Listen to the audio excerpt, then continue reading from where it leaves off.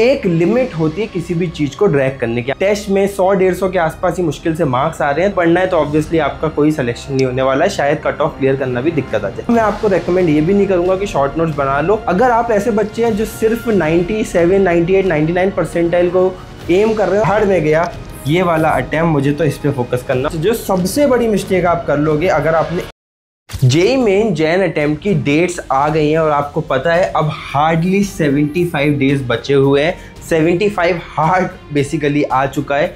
क्या 99 परसेंटाइल का ड्रीम अभी भी पॉसिबल है, या फिर क्या रियलिटी है? एक आईआईटीएन हो के भैया आप मुझे बता सकते हो क्या रियलिटी है? उसके साथ साथ अगर अब मैं ठान लूँ कि मैं मेहनत करूँगा तो क्या पॉसिबिलिटी है मेरे लिए, क्या रोड मैप है, इन सब चीज़ों पे डिस्कस करेंगे। एग्जाम डेट्स की बात करें तो 21 से 30 जनवरी के बीच में आपका पहला अटेम्प्ट होगा। अप्रैल अटेम्प्ट 1 से 10 अप्रैल के बीच में होगा। बट अभी इसकी बात करते हैं 21 से 30 जनवरी की, जो लगभग नवंबर, दिसंबर और 15 दिन जनवरी के 75 डेज आपके बनाता है।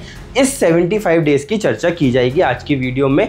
बट एक आपको मैं डिस्क्लेमर दे रहा हूँ, एक लिमिट होती है किसी भी चीज़ को ड्रैग करने की। आपने 11th में अपने पूरे सिलेबस को ड्रैग किया, आपने 12th में भी ड्रैग किया, 3 महीने जब बचे थे तब भी आप ड्रैग कर रहे थे, अब सिर्फ 75 डेज बचे। क्या अब भी आप झूठे दिलासे और चीज़ों को ड्रैग करते रहेंगे या एक एक्शनेबल प्लान पे आएंगे? अगर एक एक्शनेबल प्लान पे आना चाहते हो एज एन आईआईटीएन जिसने खुद 200 से ज़्यादा स्कोर जेईई मेन के एग्जामिनेशन में लेके आए थे, वो तुम्हें एक रोड मैप दे सकता हूं और साथ ही साथ बता सकता हूं कि क्या क्या गलतियां तुम्हें अभी नहीं करनी। ये वीडियो के 2 पर्पस हैं। बहुत शॉर्ट में बताऊंगा कि इस समय क्या क्या गलतियां तुम्हें नहीं करनी, और पूरे 75 डेज का एक रोड मैप तुम्हें दूंगा।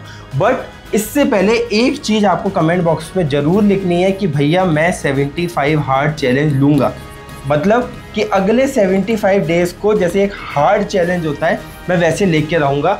75 hard challenge for JEE main, ये लिख दो कमेंट में, बिकॉज ये तुम्हें मोटिवेशन देगा कि अगले 75 डेज कोई साधारण दिन नहीं है। बट अब कुछ मिस्टेक्स सुन लो, बिकॉज अगर 0 पे हो, प्रिपरेशन थोड़ी ढीली डाली है, टेस्ट में 100-150 के आसपास ही मुश्किल से मार्क्स आ रहे हैं, तो ऑब्वियसली आपको ये समझना पड़ेगा कि आप कुछ गलतियां कर रहे हो और अगले 75 डेज का प्लान बहुत अच्छे से समझना पड़ेगा। कुछ मिस्टेक्स बता रहा हूँ, बहुत ध्यान से सुनना। सबसे पहली जो आपकी मिस्टेक होगी कि अगर अभी भी आपके पास कोई रूटीन नहीं है। देखो 75 हार्ड एक चैलेंज है, एक रूटीन की ही बात है। अगले 75 दिन भी अगर रूटीन नहीं होगा, क्या पढ़ना है क्या नहीं पढ़ना, किस टाइम पे पढ़ना है, तो ऑब्वियसली आपका कोई सिलेक्शन नहीं होने वाला है, शायद कट ऑफ क्लियर करना भी दिक्कत आ जाए। दूसरी जो मिस्टेक को आपको बचना है, अगर आप अभी भी मॉक टेस्ट नहीं दे रहे हैं तो शायद आप अभी तक समझ नहीं पाए हैं कि ये एग्जामिनेशन कैसा है, इसकी क्या ज़रूरतें हैं, और आप बहुत गंदा फेल होने वाले होंगे, भले ही आप किसी तरीके से मैनेज कर लो कि आपने पूरा सिलेबस कर लिया।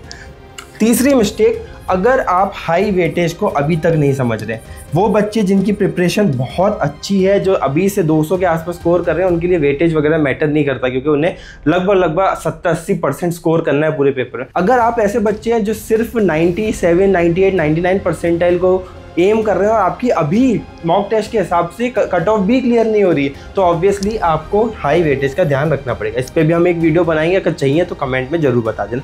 लास्ट जो सबसे बड़ी मिस्टेक आप कर लोगे, अगर आपने इस प्रिपरेशन में ज़रा सा भी स्ट्रेस ले लिया, लास्ट के डेज में अगर स्ट्रेस आ गया, नींद खराब हो जाएगी, मेमोराइजेशन वीक हो जाएगा, मार्क्स कम आते रहेंगे और आप लिटरली सिर्फ एक चीज़ सोचोगे कि बाहर में गया ये वाला अटेम्प्ट, मुझे तो इस पे फोकस करना, और ये कभी भी वर्क नहीं करता।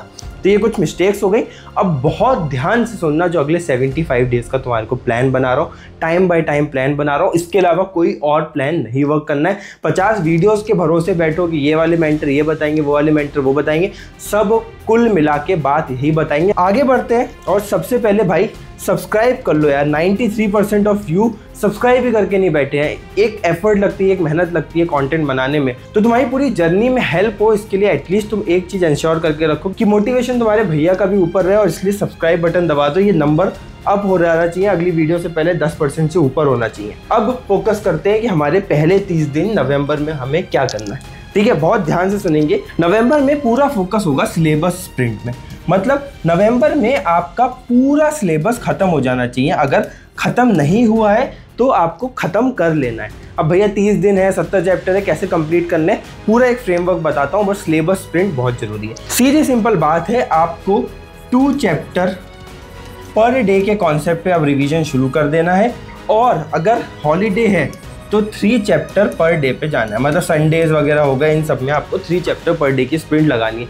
देखो अगर सिलेबस खत्म नहीं हुआ नवंबर एंड तक, या फिर मान के चल लो दिसंबर फर्स्ट वीक तक, नेक्स्ट 30 से 40 दिन में अगर सिलेबस खत्म नहीं हुआ तो रिवीजन नहीं कर पाओगे, और साथ ही साथ कभी भी मॉक टेस्ट वगैरह प्रैक्टिस देके आप एग्जाम के लिए तैयार नहीं हो पाओगे।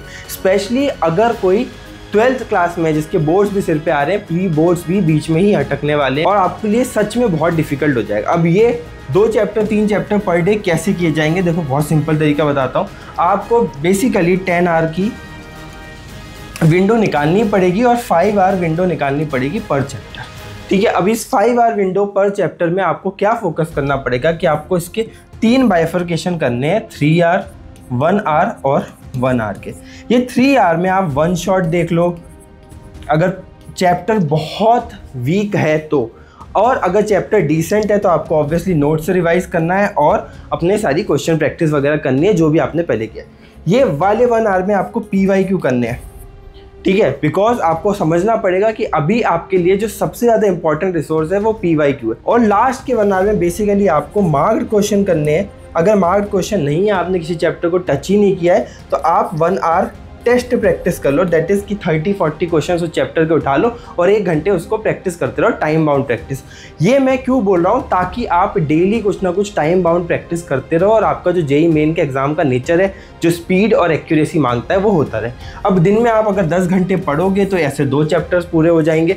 जिस दिन हॉलीडे है, जिस दिन कोचिंग नहीं है, आप क्योंकि आपने पहले बहुत सारी गलतियाँ की हैं तो आपको फोकस करना पड़ेगा कि उस दिन 15 घंटे पढ़ो। अगर कुछ कुछ चैप्टर्स ऐसे होते हैं जो 3-4 घंटे में भी रिवाइज हो जाएंगे तो ये मैनेज कर लेना, और कुछ चीज़ें आपको खुद समझनी पड़ेगी। हो सकता है कि कोई चैप्टर है, कोई यूनिट है जो बहुत बड़ा हो, बहुत इंपॉर्टेंट भी, जैसे फॉर एग्जांपल कैलकुलस, जिसमें आपको भाई 9 घंटे का 1 शॉट देखना ही देखना पड़ेगा, तो उस दिन आपको वो देखना ही पड़ेगा। ये वेटेज के अकॉर्डिंग खुद एनालाइज करना पड़ेगा, बट ये आपकी रिक्वायरमेंट है कि आप फर्स्ट 30 डेज़ में मैक्स टू मैक्स, ये 30 डेज़ 40 हो सकते हैं, दैट इज़ 40 × 2 तो 80 हो ही गया। ये 10 दिन जो एक्स्ट्रा मैं आपको बता रहा हूँ वो इसलिए कि कुछ कुछ दिन शायद एक ही चैप्टर पूरा खत्म हो पाए, क्योंकि आप 8-9 घंटे का 1 शॉट देखोगे, 2 घंटे प्रैक्टिस करोगे, ठीक है, हो जाएगा। 10 नवंबर तक मैक्स टू मैक्स आपका ये फोकस होना चाहिए कि ये आपका पूरा खत्म हो जाए। ये पहली चीज़ हो गई। दूसरी चीज़, जब भी आप प्रैक्टिस करेंगे आपको PYQs लगाने।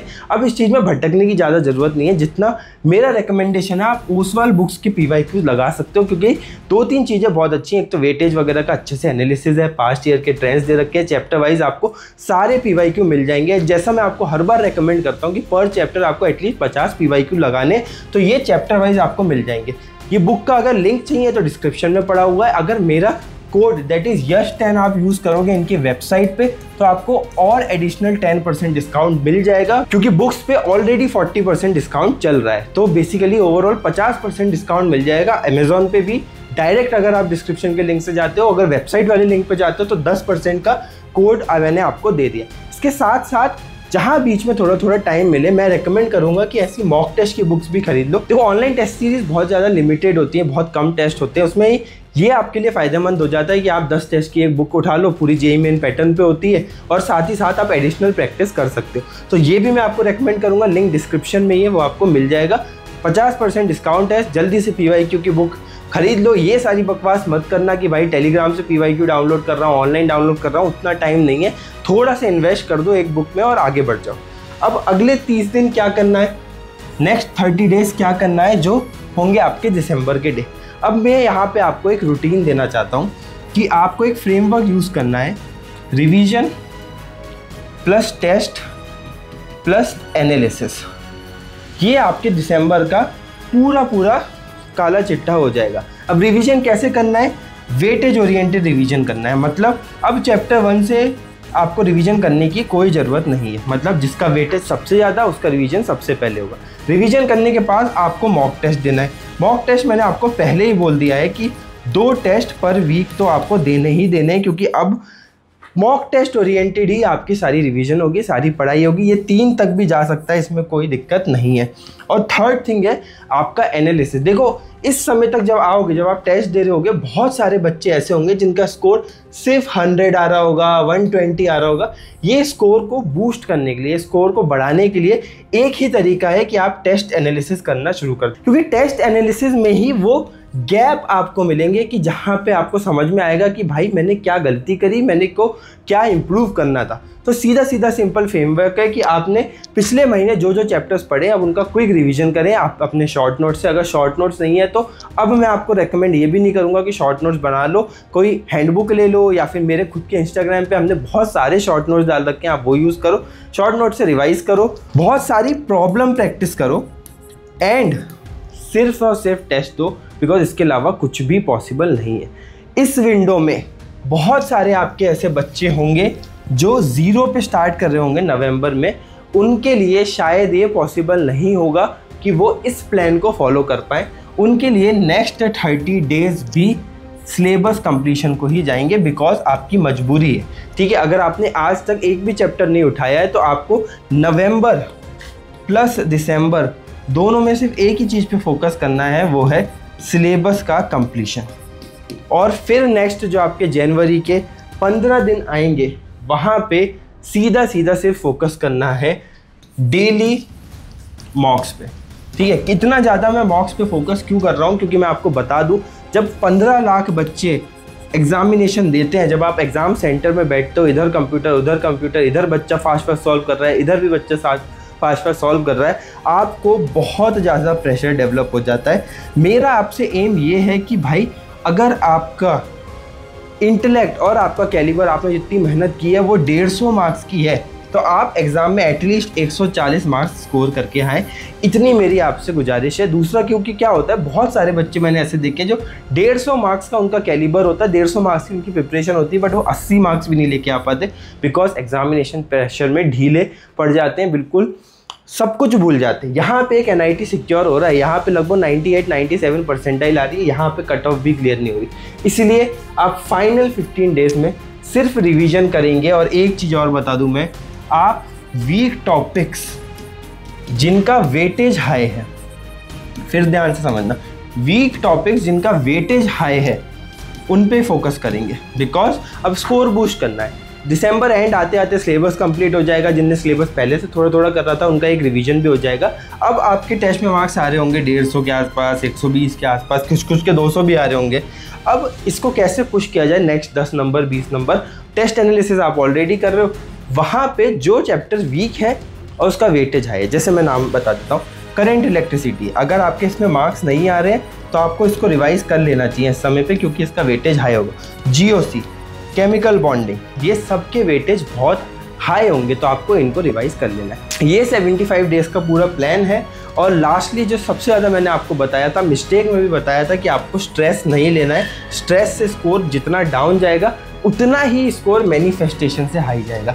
अगर आज से भी मन में ठान लोगे, अपने आप को ये मैनिफेस्ट कराते रहोगे कि यार मेरे से क्रैक हो जाएगा, एटलीस्ट कुछ नहीं तो 97-98 परसेंटाइल आ जाएगी, जब ये बोलते जाओगे खुद से, आपके एक्शन में वो दिखता जाएगा और आप एक्चुअल में जो एक अच्छी डिसेंट परसेंटाइल है, जो मुझे लगता है अभी के समय जो पॉसिबल है, वो है 97 से 99 के बीच में आप इसको अचीव कर लोगे।